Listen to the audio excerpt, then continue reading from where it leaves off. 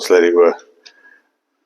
Liewe Hemelse Vader, dankie vir die voorreg wat ons het om vanoggend hier te wees. Dis alleenlik deur u ingryping, wat u seun gestuur het, om ons te kom verlos uit die put van sonde, uit die put van verderf vir ons lewe te gee. Vader, ons vra u nou vir u teenwoordigheid hier. Stuur die Heilige Gees om met ons harte te kom werk, met ons gedagtes, weer, en help ons om te reageer op dit wat u van ons verwag. En help ons om u te sien vir wie u is.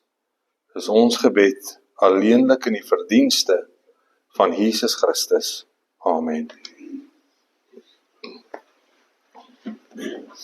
Nou om die Bybels oop te maak by 2 Petrus 2.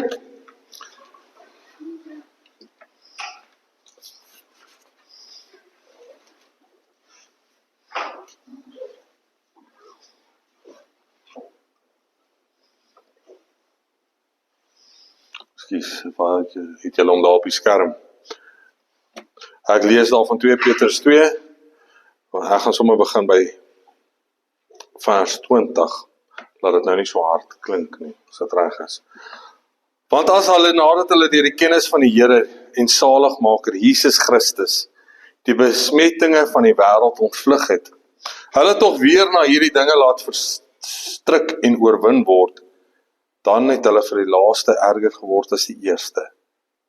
Want dit sou vir hulle beter wees as die weg van die geregtigheid nie geken het nie. As dat hulle nadat hulle dit leer ken, het hulle afkeer van die heilige gebod wat aan hulle oorgelewer is. En dan die kern van die saak. Maar oor hulle dit gekom wat die ware spreekwoord sê, die hond het omgedraai na sy eie uitbraaksel en die gewaste sog om in die modder te rol. Mag die Here vandag sy geleesde woord seën. Goeiemôre, julle, gaan dit goed?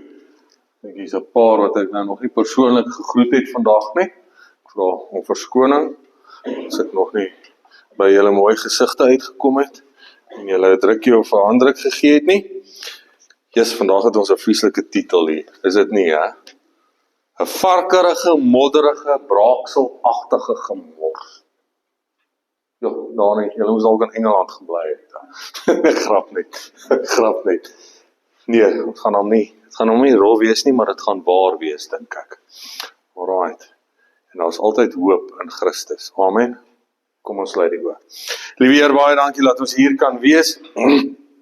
Liewe Vader, ons vra U nou vir die teenwoordigheid deur die Gees en dat U sal kom en by ons sal kom tabernakels van ouds.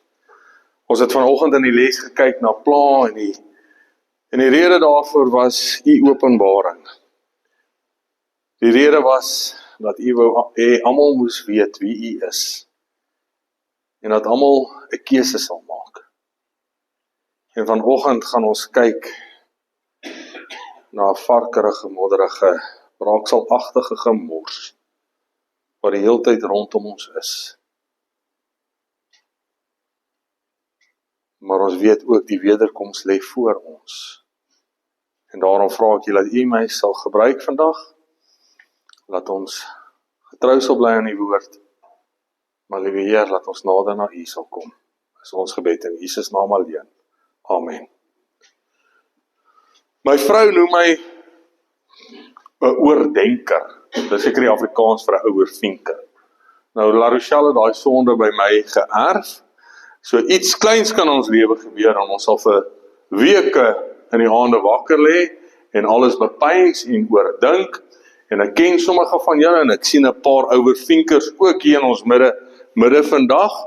En wat gebeur met 'n ouervinker? Jy trek alles aan na jou toe, maar jy leer ook, dink ek, baie lesse uit dinge wat met jou, klein dinge, iets wat in Checkers met jou gebeur of wat ook al. Sondagmiddag gebeur daar met ons iets, sondagmiddag wat verby is, nou nie 'n klein ding nie. Ons tog is 'n rustige sondagmiddag, ons ry op die plotte rond en skielik sien ons 'n bakkie wat aankom. Maar die bakkie se passasierskant se deur is oop. En toe ons weer sien, toe val daar 'n jong dame uit hierdie bakkie uit. Maar sy is nie op haar eie nie. Sy het 'n 3 maande oue babietjie in haar arms. Haar neus bloei. Haar arm is gebreek en in hierdie gebreekte arm probeer sy haar 3 maande oue babietjie beskerm. En julle weet, 'n 3 maande oue babietjie se nek is nog nie so lekker styf nie. Maar die bakkie is aan die beweeg. En met die ander arm probeer sy haar 5-jarige net wegkry dat die bakkie nie oor haar ry nie. En skielik is daar 'n verbreeking van die atmosfeer van rustigheid. Daar was eintlik 'n geestelike atmosfeer in die voertuig waar ons was. Ons het nou net 'n goeie ervaring gehad. En skielik is daar 'n klomp emosies binne in ons voertuig. Een skree uit en sê, los dit net. Moenie betrokke raak nie. En ander skree en ons sal nou maar nie sê wat nie, maar hulle wou fisies betrokke raak. Want die persoon wat die dame uitgegooi het is haar man, die vader van haar kinders. Wat so in die bestuur daar sommer net enetjie gesteek het. En ons stop en ons raak toe betrokke op so 'n mate dat ons haar en die kinders in die kar sit en ons is op pad na haar ouers se huis toe, net 'n plek van veiligheid vir haar. En nou ry ons en baie dinge gaan deur my kop en ek is amper asof dit onwerklik is. Wat jy nou gesien het, is nie die eerste keer wat ek so iets sien nie. Ek en Ariane het al gesien hoe 'n man sy swanger vrou deur 'n sitkamervenster gooi. Maar dit bly onwerklik vir 'n mens, jy weet. En ek sien Otto is sommer, daar's woorde wat jy wil gebruik wat jy nou nie kan gebruik vandag nie, maar hy's ontstel hier langs my in die kar. Hoogs ontstel. En ek weet wat deur sy gedagtes gaan. En ons kom by die jong dame, pragtige dame. Fyn, klein, jong dame. Moeder van 2. Sy ouer huis aan en sy het 'n remote en ons stap, maar ek dink ook nie. Nou het ek, al het my vrou op my gaan skree, vir my sê, haar arm is gebreek, vat net die sak, nou het ek maar die doeke sak, of wat het ook al, handsak, wat ook al, nou het ek het, nou stap ek stap sommer voor, die adrenaline is nog hoog, en hier sit die man in sy sitkamer, kyk sport, of iets op DStv, en ek is so bly dat hy het nie 'n vuurwapen op sy tafel gehad nie, want hier stap 'n wildvreemde ou se huis uit, by die deure. Ek klop nie niks nie, ek gaan en sy dogter is agter my. En skielik moet ons vir hom verduidelik en ek kan sien, daai man probeer ook nou sin maak van alles en sy lewe val uit mekaar uit. Maar ek vertel dit vir julle, want toe ons al wegry, toe staan daar natuurlik gesprekke, wat ook kom van die gesprek wat ons met die dogter se vader gehad het, wat gesê het, hy kan nie verstaan dat sy bly teruggaan nie. Sy bly teruggaan. En die hele week pla dit my, hoekom gaan mense terug? En toe laat dit my aan die kerk dink. En aan die mense in die kerk. So dis vir ons verskriklik. Wanneer 'n jong dame of 'n jong man, ek hoor die statistieke sê daar's meer vrouens wat mans speech as wat mans vrouens speech, né? Miskien is ek een van hulle, wie, nee, ek mag grappig is nie. Maar julle sal nooit weet nie. Nee, grap nie. Maar hoekom is dit? Laat ons teruggaan, en ek sukkel om 'n mooi Afrikaans te kry vir abusive relationships. Hoekom is dit? En ek wil sê, dis nie net fisies abusive relationships nie. En ek kom in die week tot die gevolgtrekking, maar miskien is die kerk soms, kom ons sê die gemeente, soms 'n abusive relationship vir mense. Simonei het vanoggend hier so mooi gepraat en gesê, hulle wat volhard, né?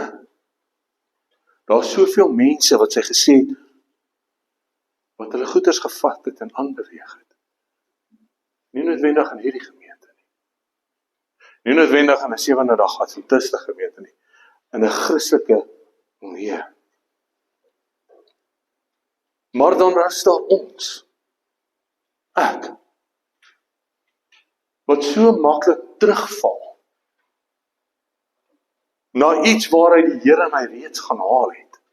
Né?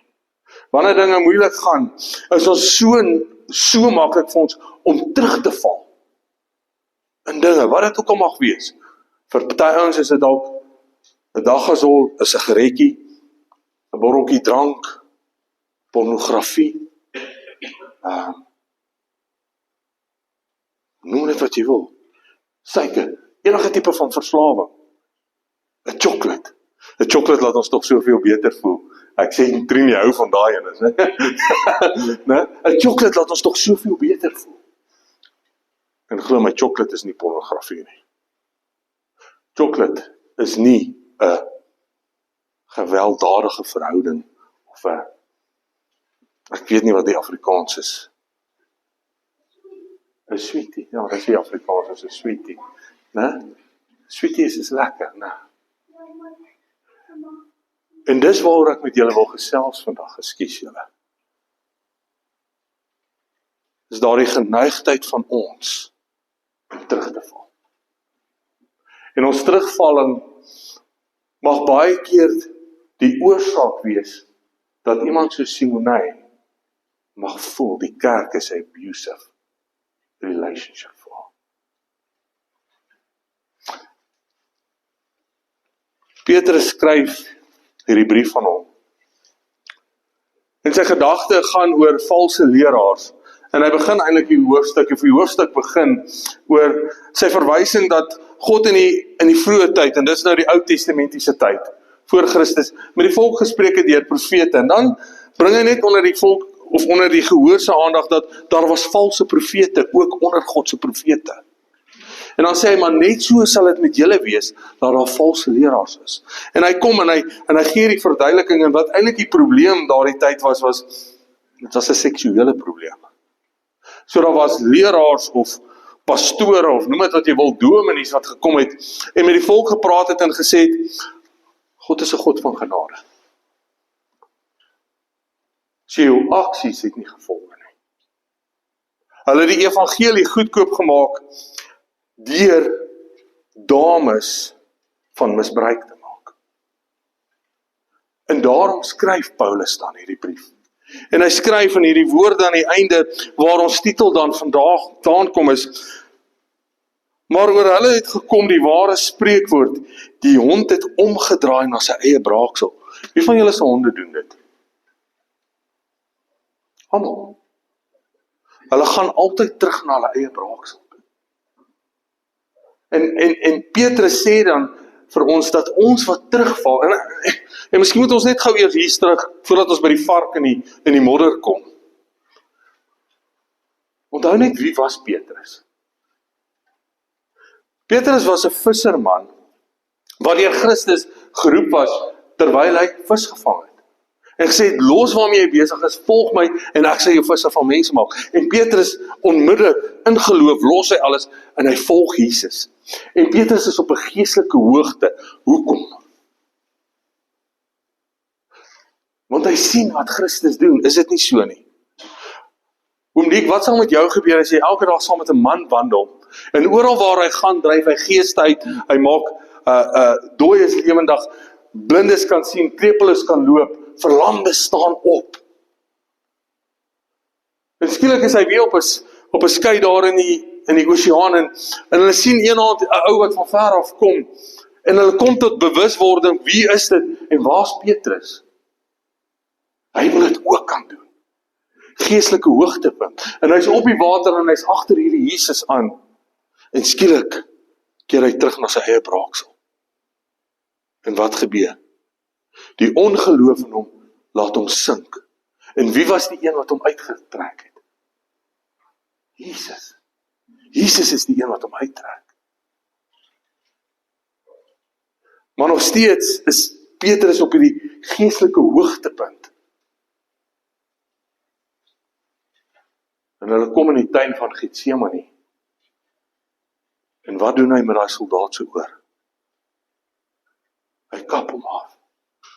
Maar daai hoogtepunt bly daar, want wat gebeur? Jesus sit die oor terug. En hy hou net aan hierdie wonderwerke sien en alles, en totdat hy wat besef?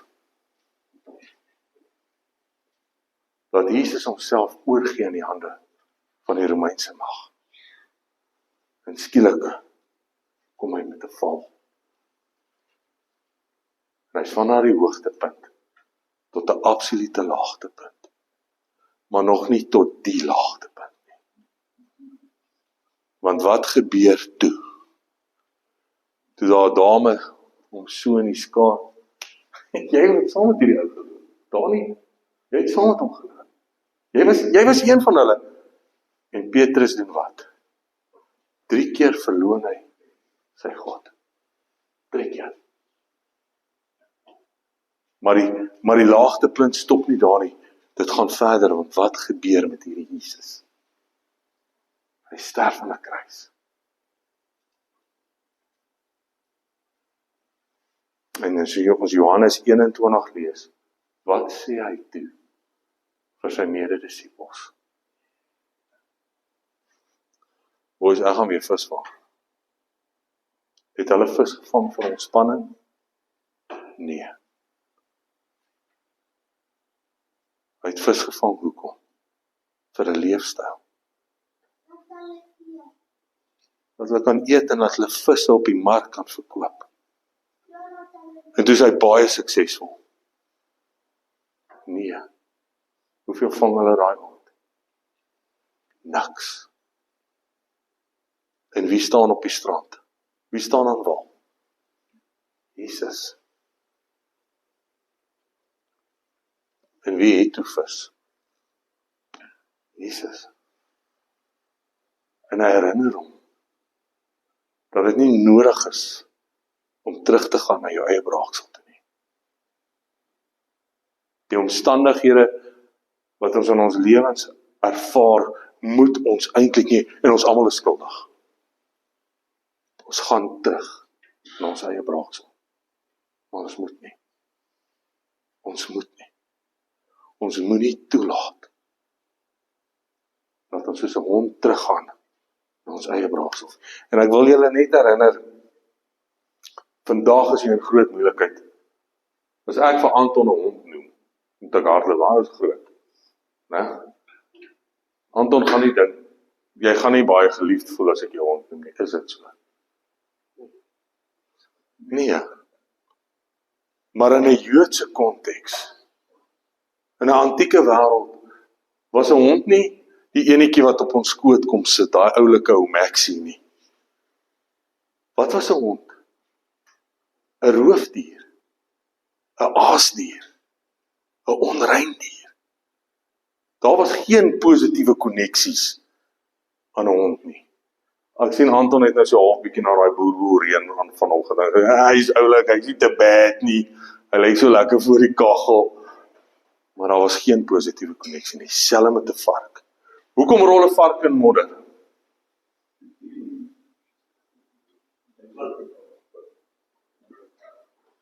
Want dan sweet hy nie. Dit koel hom af. Dit laat hom beter voel. Dit laat hom beter voel. Hoekom gaan ons terug na die dinge toe waarvan die Here ons vrygemaak het? Dit laat ons doen dit. Ons dink dit doen. Nou ek het 'n lysie hierso. Wat ek vir julle sê, hoekom ek dink mense teruggaan. En dan gaan ons op 'n positiewe noot eindig. Is dit reg? Ek gaan my verstout om te sê, almal hier gaan terug na hulle eie braaksel. Elkeen van ons. Elkeen van ons gaan rol in die modder waarvan ons afgewas is. En weet julle wat is die uiteinde? Die kerk sit met 'n gemorsige spul. Nie die kerk nie. Ons bure, daar waar ons beweeg in die lewe, sit met 'n gemorsige spul. Voordat ek vir julle my 3 punte gee, hoekom mense teruggaan na hulle braaksel toe, wil ek vir julle sê wat gebeur wanneer ons teruggaan na ons braaksel toe. Wanneer ek in 'n Bybelse verhouding met my vrou is, en ek wil ook nou nie te grafies hier raak nie, maar ons praat oor die dinge van die lewe vandag. As ek in 'n intieme Bybelse verhouding met my vrou is, dan het ons brein 'n ding wat hulle noem dopamien. Né? En ons almal het 'n fondasievlak, wat 'n goeie vlak is, waarop ons operate. Wanneer ek in 'n goeie, gesonde verhouding met my vrou is, het ek 'n spike van dopamien wat dit vat tot op 200. En dan kom hy af. Maar wanneer hy afkom, kom hy by die fondasievlak, en dis waar ons wil wees. Dis waar ons wil wees. Oom Niek, weet jy wat gebeur met die mense rondom my, wanneer ek daar is in my lewe? Die wetenskap sê dan dat ek 66 persone gemiddeld, waarop ek 'n goeie invloed elke dag in my lewe het. Nou het ek 'n buiteegtelike verhouding, of pornografie, of een of ander verslawing, dwelms, drank, maak nie saak wat dit is nie. Wat gebeur wanneer ek teruggaan na daai braaksel en ek voel goed? Want 'n gesonde verhouding met my vrou is 200, né? Hy spike 200%. Enige verslawing vat hom na 250 toe. Veral 'n buiteegtelike seksuele verhouding, pornografie, wat ook al. Dan bly hy daar vir baie lank. Hy typer stadig af. Maar as hy by my fondasie kom, dink julle hy stop daar? Hy breek deur. En wat gebeur dan? As hy val? Wat gebeur as jou dopamine levels val? Dan voel jy, kan die woord nie gesê nie vanus. Ek hoop julle gaan my vergewe as ek die woord poef sê. Jy voel poef. Worsie van Vetkoekpaleis sê brommerbollie. Dis hoe jy voel, né? Brommerbollie. En wat gebeur met jou dan in jou lewe? Weet jy, as daai skuldgevoel met jou kry. As jy weet, oom Bobbie, ek mag dit nie doen nie, maar ek doen dit. Hoe hanteer jy mense dan? Dan raak ons lelik met die mense om ons.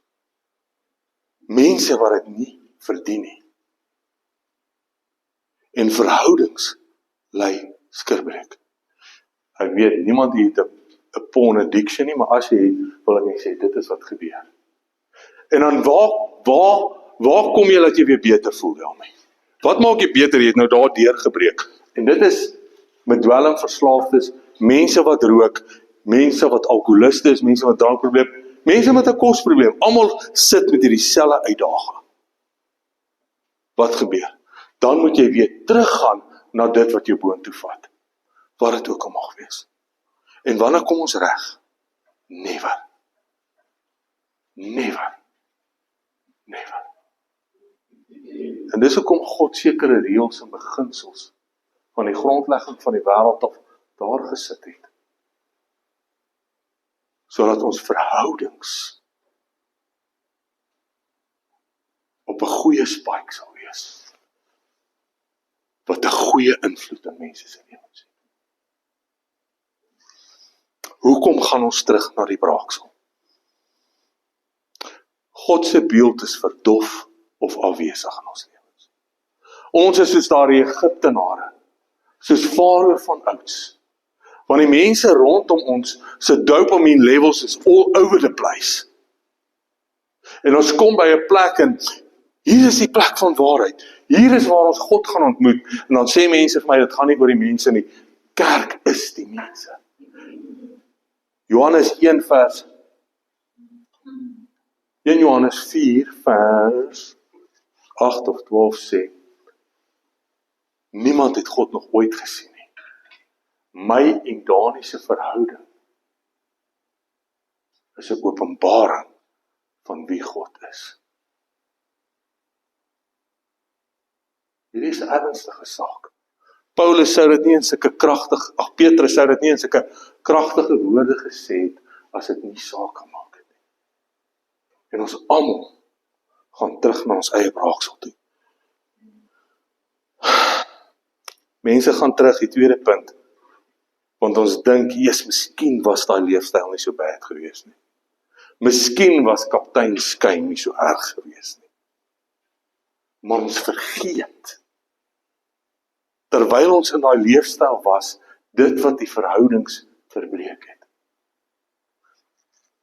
Niemand sien as ek porn kyk nie. Nee. Niemand hoef te sien nie. Niemand weet as ek 'n buiteegtelike verhouding het nie. Niemand hoef dit te weet nie. Almal ervaar dit.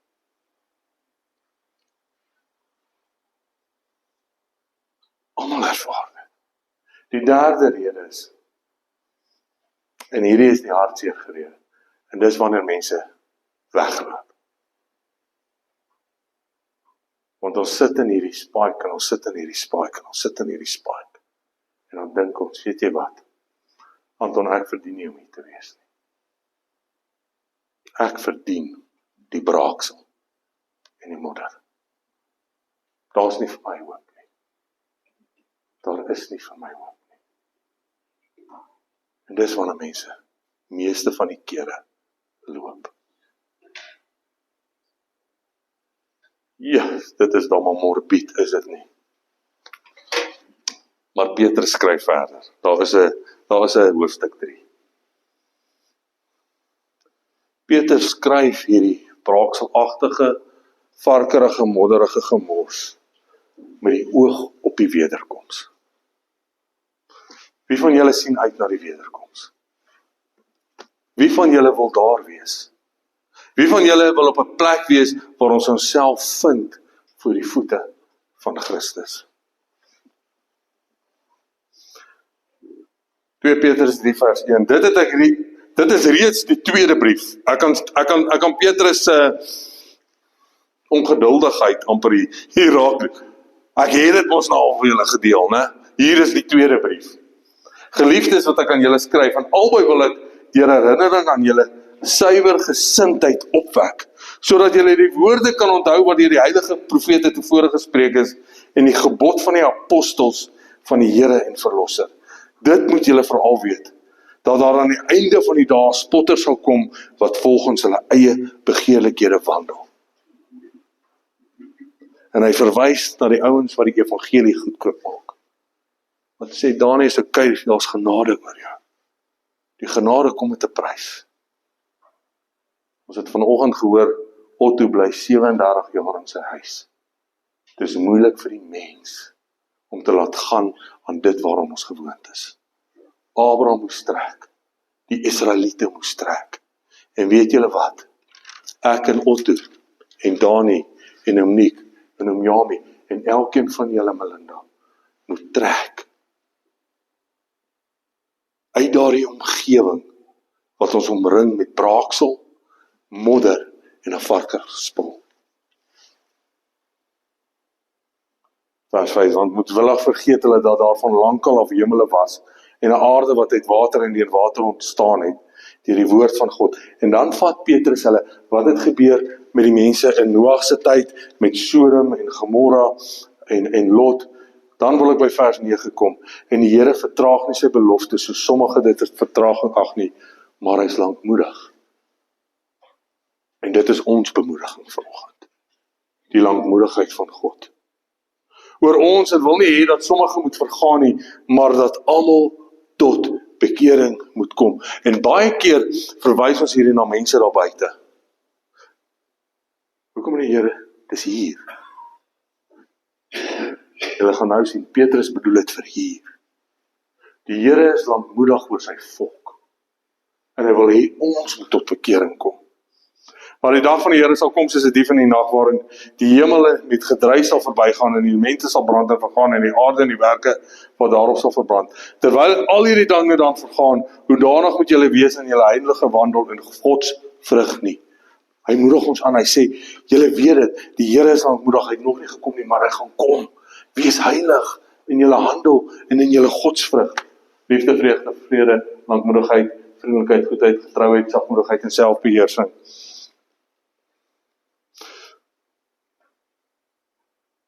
Vers 13 sê, maar ons verwag volgens sy belofte 'n nuwe hemel en 'n nuwe aarde waarin geregtigheid woon. Daarom, geliefdes, terwyl julle hierdie dinge verwag, beywer julle dat julle vlekloos en onberuslik voor hom bevind mag word in vrede. Gods vrede. En ag die lankmoedigheid van die Here as saligheid. Soos ons geliefde broeder Paulus ook met die wysheid wat aan hom gegee is, aan julle geskryf is. Hier is dit.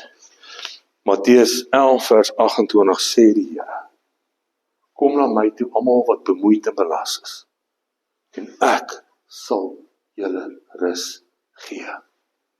Neem my juk op julle, en my juk is sag,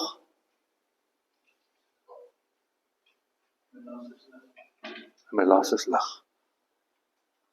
En hier sit ons. Die Here se oproep is aan elkeen van julle. By daai put van braaksel, kom na my toe. Almal wat bemoeid en belas is. Neem my juk op julle. Dis sag en dis lig. Maar hier sit ons. En ons bly teruggaan na ons braaksel toe. En ons almal is emosioneel onstabiel. En weet julle wat gebeur met ons wanneer ons vashou aan enige vorm van verslawing? Ons frontal lobe raak kleiner en kleiner. Ons nigter denke. En ons dink op emosies. En iemand kyk skeef by die kerk vir my. En ek is hier, maar ek moet hier wees. En wat gebeur? Ek flip.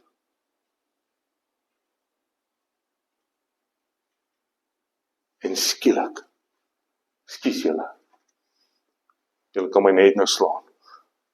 Skielik is die plek waarin bemoeides moet kom, waar die juk lig en sag is, nie meer dit nie. Skielik is dit swaar. Skielik wil mense nie meer kom nie. Want skielik is hier nie vrede nie. Nou vanoggend, vanmiddag, wat ook al, is my uitnodiging dan aan myself, Werner van Wyk, aan my huisgesin, en aan julle, wat ons sien as ons broeders en susters in geloof. Dat ons hierdie gemors sal opklaar. Dat ons sal besef, die Here het ons uit alles uitgetrek. En as hy nog nie het nie, wil hy, en hy kan. En laat ons hom sal toelaat. Dis daai keuses waarvan ons gepraat het vanoggend van is, dat ons die Here sal toelaat om ons op te trek. Laat ons sal aanbeweeg. En laat ons asseblief nie weer sal teruggaan na die braaksel en die modderige spul nie. Want hoekom? Want ons is wagtend en afwagtend vir die wederkoms van ons saligmaker en ons verlosser. En daarom moet ons wandel asof ons afwagtend is. Amen. Kom ons sluit hierby. Liewe Heer, baie dankie dat U ons lief het. En ons op 'n individuele vlak en as op koöperatiewe vlak vra om verskoning. Jammer, as ons in die plek wat vrede en sagtheid en 'n ligte juk vir mense moes wees, ons braaksel en ons modder ingebring het en 'n gemors maak. Die Here, laat ons opnuut besef, U koms is op hande. En ons moet nie daarna uitsien as gevolg van dit wat in die wêreld met ons gebeur of waar ons onsself bevind nie, maar ons verlange moet wees omdat ons by U wil wees. Die een wat ons uit die braaksel en uit die modder uit opgetrek het. En daarom vra ek U, liewe Heer, help ons, dat hierdie gemors in ons huise en in ons lewens tot 'n einde sal kom. En laat ons 'n plek van ligte juk en vrede sal wees. Wagtend vir U koms. En mag ons nie sug oor U lankmoedigheid dat U nie gekom het nie, maar mag ons die tyd aangryp om dit wat tussen ons en U is uit te klaar. Mag ons met U worstel en U nie laat gaan totdat U ons geseën het nie. Dis my gebed in Jesus naam alleen. Amen.